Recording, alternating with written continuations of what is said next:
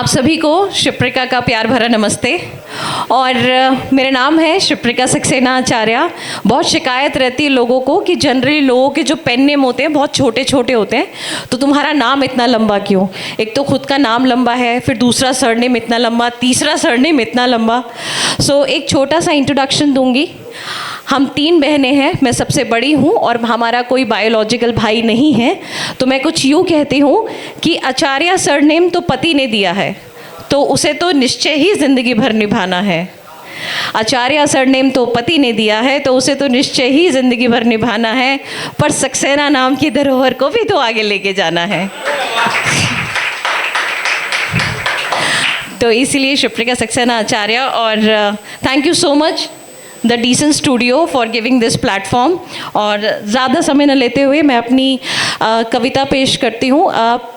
कोई भी political angle मत दीजिएगा इस पोएम को, क्योंकि मुझे पॉलिटिक्स का पी भी नहीं आता है सच्ची में, जो भी क्योंकि मैंने एक और प्लेटफॉर्म पे वो ये पोएम पढ़ी थी और उस मेरे बाद जो सर आए थे उन्होंने धो दिया मुझे। तो ना तो ये पोएम अगेंस्ट में है ना फॉर में है। It's just that Instagram YouTube से जो मैंने 2-3 लाइनें देखी उसी को मैंने इस कविता में ढाला है। तो एक बहुत दुखद इंसिडेंट हुआ था कुछ टाइम पहले हमारे देश में, जिसे हम पहलगाम अटैक के नाम से जानते हैं। और क्योंकि मैं वास्तविक घटनाओं पे लिखती हूँ तो मुझे प्रेरणा मिली इसके ऊपर कुछ लिखने के लिए। तो ये कविता 3 पार्ट्स में डिवाइडेड है। पहला चरण है कि जो लोग वहाँ जा रहे थे उनके मन की खुशी, उनके मन की इच्छा क्या थी। दूसरा चरण है जो कुछ वहाँ हुआ। और तीसरा जो उसके रिस्पॉन्स में हमारे देश से जवाबदेही हुई। तो मैं शुरू करती हूँ कि कहते हैं जहाँ इस धरती पर स्वर्ग है, कहते हैं जहाँ इस धरती पर स्वर्ग है, मेरे शहर और वहाँ की ज़मीं में बहुत फ़र्क है। तो चलो ये फ़र्क जी कर आएंगे, चलो ये फ़र्क जी कर आएंगे। सोचा था इस बार छुट्टियों में कश्मीर जाएंगे। Thank you. कुदरत का ये तोहफ़ा पहलगाम जिसका नाम है, कुदरत का ये तोहफ़ा मिनी स्विट्ज़रलैंड जिसका दूसरा नाम है। खूबसूरत वादियों से सराबोर जहाँ दूर दूर तक सुकून है, आराम है, और लफ्ज़ों में बताना शायद ही मुमकिन हो, और लफ्ज़ों में बता पाना शायद ही मुमकिन हो। वो धरती जिसे प्यार से हम कहते पहलगाम है। उस जन्नत को आँखों में भर कर आएंगे, उस जन्नत को आँखों में भर कर आएंगे। सोचा था इस बार छुट्टियों में कश्मीर जाएंगे।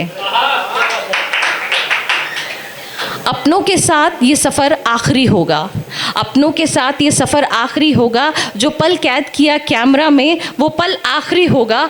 प्लान तो यही था कि सुनहरी यादों का एक सूटकेस साथ भर कर लाएंगे। सोचा था इस बार छुट्टियों में कश्मीर जाएंगे। जो हुआ जैसा हुआ उस पर अब तक यकीन नहीं होता, जो हुआ जैसा हुआ उस पर अब तक यकीन नहीं होता। आंखें खुले और ये बुरा सपना ही हो शायद, दिल ये सोचकर आज भी खुलकर नहीं रोता। नहीं मालूम था अपने अपनों को खोकर इस सफ़र की कीमत चुकाएंगे। सोचा था इस बार छुट्टियों में कश्मीर जाएंगे। तो अब ये दूसरा चरण है जो वहाँ पर हुआ कि खुश थे, बहुत खुश थे, खुश थे, बहुत खुश थे, पहलगाम को निहार रहे थे, कुदरत के उन हंसी नज़ारों को नज़रों में उतार रहे थे। फिर यूँ हुआ अचानक से एक गिरोह में कुछ लोग आए जो हम जैसे ही दिखते थे। डील डॉल और हाव भाव से, 2 पैर, 2 आँखें, 1 नाक, अरे ये तो इंसानों जैसे ही दिखते थे। पर ये गलत फहमी थी। आदमखोर थे, हैवान थे, जानवर थे, हत्यारे थे, इंसानों जैसे दिखने वाले कायर वो सारे के सारे थे। आसमान में कंपन की गोलियों की बौछार से, आसमान में कंपन की गोलियों की बौछार से पहलगाम की धरती थर्रा उठी हाहाकार से। कितनों की कोख हुई सूनी, कितनों का सिंदूर उजड़ गया, कितनों की कोख हुई सूनी, कितनों का सिंदूर उजड़ गया। जिस छाँव में सुरक्षित लगता था वो पेड़, वो परिवार का मुखिया जाने किधर गया। किसी ने कहा, किसी ने पूछा, किसी ने कहा, किसी ने पूछा, अपने अपनों की सांसों की बंधन तुम तोड़े जाते हो, हमको भी मार दो यहाँ, जिंदा क्यों छोड़े जाते हो। मोदी को पूछ, मोदी को पूछ, ये जवाब सुनकर सब स्तब्ध हुए। सुन्न खड़े थे, प्राण नहीं थे, ऐसे कुछ हतप्रभ हुए। माओ की गोद हुई खाली, कितनों की मांग गुजारी है। और अब ये तीसरा चरण है जो हमारी तरफ से उस देश को आंसर किया गया था कि माओ की गोद हुई खाली, कितनों की मांग उजाड़ी है, छुपने को अब कम पड़े तुम्हें, सृष्टि सारी की सारी है, जिस नीयत में मिलावट हो। तो मोदी जी का आंसर क्या था जो कहा गया था कि मोदी जी को पूछ, कि जिस नीयत में मिलावट हो उस देश से संबंध रह नहीं सकता। जिस देश की नीयत में मिलावट हो उस देश से संबंध रह नहीं सकता। और कहा था मोदी जी ने, पानी और खून साथ साथ बह नहीं सकता। Thank you. मोदी को जाके पूछ, मोदी को जाके पूछ, जवाब मिलेगा इसका तुम्हें सूद समेत भरपूर, क्योंकि अब संहार करेगा तुम्हारा ऑपरेशन सिंदूर। और अब भारत माँ के लाल जिन्होंने वो लड़ाई लड़ी, उनकी तारीफ में कुछ लाइनें कहना चाहती हूँ कि भारत माँ के लाल हैं हम, कायरता का साथ नहीं करते। भारत माँ के लाल हैं हम, कायरता का साथ नहीं करते। मुजरिम को सज़ा देते हैं, मासूमों पर प्रहार नहीं करते।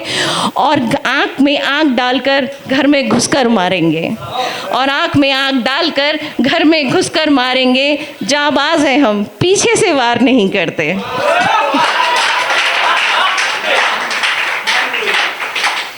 Thank you. और हम इंडियंस हैं, हम इंडियंस हैं, बहुत अच्छे हैं, मीठी हमारी बोली है ही। हम इंडियंस हैं, बहुत अच्छे हैं, मीठी हमारी बोली है ही।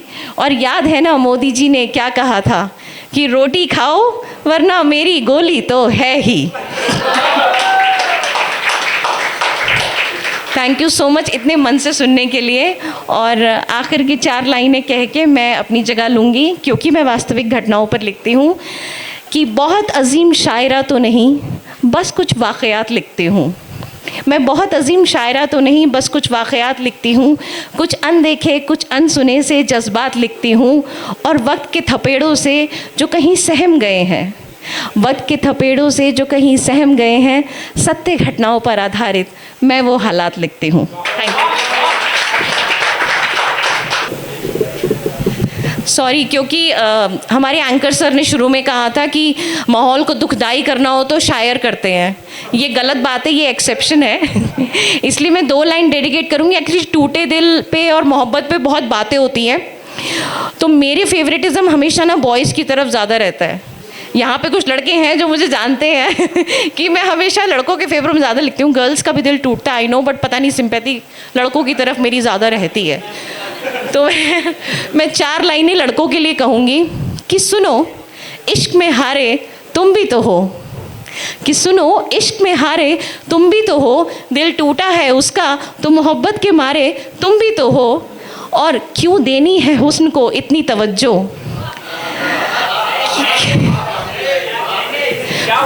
मैं फिर से पढ़ती हूँ कि सुनो इश्क के हारे तुम भी तो हो, दिल टूटा है उसका तो मोहब्बत के मारे तुम भी तो हो, और क्यों देनी है हुस्न को इतनी तवज्जो, होंगी अपने घर के पापा की परियां, मम्मी के दुलारे तुम भी तो हो।